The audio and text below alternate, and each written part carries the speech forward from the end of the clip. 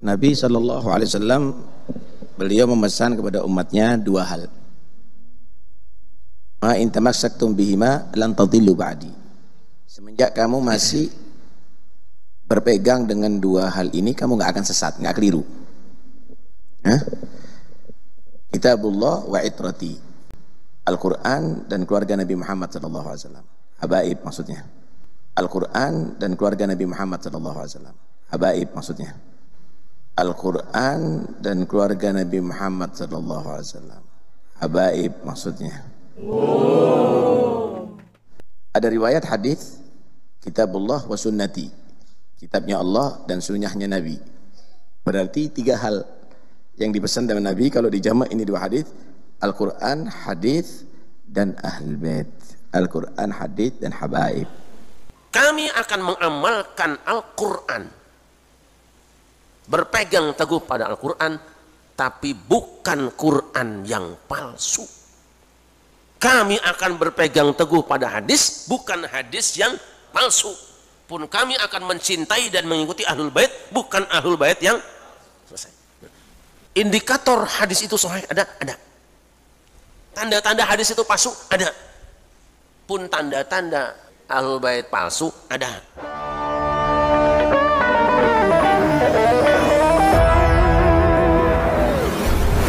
Assalamualaikum warahmatullahi wabarakatuh. Selamat datang kembali di channel Maret 27. Hari ini Kamis 27 Juni 2024. Kita masih akan update perkembangan polemik Nasabah Alawi yang semakin hari semakin mendapat perhatian publik. Bahkan ini sudah melibatkan tokoh-tokoh besar seperti Rois Am PBNU, Kiai Haji Miftahul Ahyar, kemudian mantan ketua PBNU Pak Kiai Said Agil Sirot, dan belum lama ini yang sempat viral yakni Bang Haji Roma Irama, dan juga melibatkan tokoh-tokoh besar lainnya. Kita berharap seperti PBNU selaku organisasi keagamaan terbesar di negeri ini, terbesar di Asia bahkan di dunia ini mau turun tangan dan memfasilitasi antara Robitoh Alawiyah dan pihaknya Kiai Haji Imaduddin Utsman untuk berdialog, berdiskusi, membahas Nasabah Alawi dengan tujuan agar masyarakat ini tidak gaduh, tidak bingung dengan adanya polemik Nasabah Alawi ini. Dan apapun hasilnya nanti, kalau klan Ba'alawi ini bisa membuktikan bahwa memang nasabnya nyambung ke Rasulullah, tentu umat akan lebih takzim kepada para habaib. Dan jika memang tidak terbukti sebagai dzurriyyat Nabi, seperti penelitiannya Kiai Imad, saya yakin umat juga tetap akan menghormatinya. Tentunya kepada mereka-mereka yang berakhlak baik, yang sesuai dengan tuntunan Nabi kita, Nabi Muhammad SAW. Bukan seperti yang ditunjukkan oknum-oknum Habib yang videonya banyak tersebar di media sosial, yang cenderung ini doktrin dan bisa menyesatkan umat. Nah, sebelum lanjut pembahasan tema kali ini, kita simak video yang berikut ini. Maka para ulama mengatakan yang dimaksud dengan Ahlul Bait yang wajib diikuti adalah yang alimnya. Lah kalau sama yang bodoh mau ngaji apa? Mau sholat sama orang bodoh? Yang mana? Yang baik akhlaknya dan mencontoh Rasulullah dalam kehidupannya. Wis. Ayo kita lihat Rasul pernah berdoa, Allahumma ij'al rizqa ali Muhammadin qutan. Allahumma ij'al rizqa ali Muhammadin qutan. Ya Allah, jadikanlah rezeki ahli keluarga Muhammad itu hanya pas-pasan. Ada yang gitu sekarang. Keluarga Muhammad itu dalam doa Nabi ini doakan, ya Allah, aku mohon rezeki keluargaku itu pas-pasan saja. Qutan kafafan. Kira-kira doa Rasul dijabah nggak? Jadi kalau ada yang mewah-mewah itu pas nggak dengan doa tadi? Dua. Inna la tahillu lana sadaqah. Kami Ahlul Bait, sedekah itu tidak halal buat kami. Tidak boleh, zakat tidak boleh, sedekah tidak boleh. Jadi kalau ada orang minta sodakoh itu pas nggak? Ngaku cucu Nabi. Bagaimana pula kalau orang ngambil kotak amal? Saya kemarin dapat laporan dari seseorang, nanti aja kita angkat, videonya ada. Bahwa seseorang itu jadi kaya raya gara-gara kotak amal di kuburan, miliaran. Anehnya ngaku cucu Rasul. Menzinahi anak orang, ngaku cucu Rasul. Saya tidak nyebut siapa-siapa. Hanya modal udeng-udeng. Rasul itu tidak pernah bohong. Tidak pernah bohong. Dan Rasul berbicara, Ahlul Baitin Nabi itu lurus. Bersih. Karena kalau mau berbicara, mau berbuat, mau bertindak itu mikir malu. Jangan sampai Rasul dipermalukan. Kiai Syarif Rahmat mengatakan yang dimaksud Ahlul Bait yang wajib diikuti itu adalah yang alimnya, ya. Jadi bukan karena nasabnya. Kalau ada yang ngaku-ngaku Ahlul Bait tapi dia bodoh, ya kita mau ngaji apa? Kan begitu, ya. Kita ngaji kepada orang-orang yang baik akhlaknya dan yang mencontoh Rasulullah Shallallahu Alaihi Wasallam dalam kehidupannya. Jadi kalau ada yang ngaku-ngaku dzurriyyat Nabi, akan tetapi akhlaknya tidak mencerminkan akhlaknya Nabi, itu jangan diikuti. Apalagi nasabnya saja belum jelas, alias diragukan, masa kita percaya begitu saja. Itu kan bodoh namanya, ya. Kemudian Kiai Syarif Rahmat juga menjelaskan bahwa Ahlul Bait itu tidak boleh menerima sedekah. Jadi kalau ada yang ngaku-ngaku keturunan Nabi, kemudian meminta-minta, ini pas enggak kalau dia ngaku-ngaku cucu Nabi.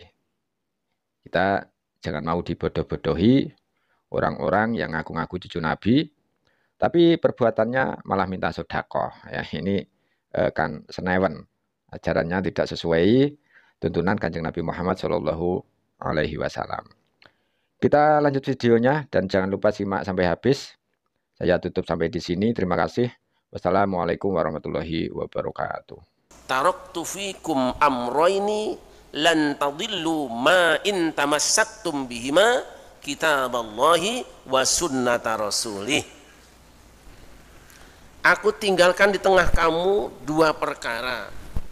Selama kamu semua berpegang teguh kepada keduanya, maka kamu tidak akan tersesat selamanya, yaitu kitabullah dan sunnah rasulnya. Nah, udah selesai.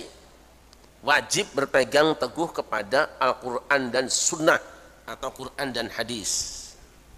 Dua itu pegangan umat Islam garis besarnya. Belakangan, dan sebenarnya sudah lama, saya sempat menyaksikan sebuah video, ya, yang seakan-akan menafikan kewajiban berpegang teguh pada as-sunnah. Karena apa? Ada hadis yang redaksinya sama dengan yang tadi, tapi ujungnya berbeda. Taraktu fikum ma in tamassaktum bihi lan tadillu abadan kitaballahi wa itrati ahla baiti. Aku tinggalkan di tengah kamu sesuatu yang jika kamu berpegang teguh kepadanya, kamu tidak akan tersesat selamanya, yaitu kitabullah dan itrahku, keluargaku. Yang benar ini. Bagaimana masalahnya? Baik, Allah. Saya sudah sering menyampaikan bahwa jaminan pasti selamat yang pernah diucapkan Rasulullah bukan cuma itu. Tapi memang yang terus mengemuka cuma itu, dan sampai hari ini hadis-hadis tadi digunakan alat untuk mengklaim dirinya yang benar.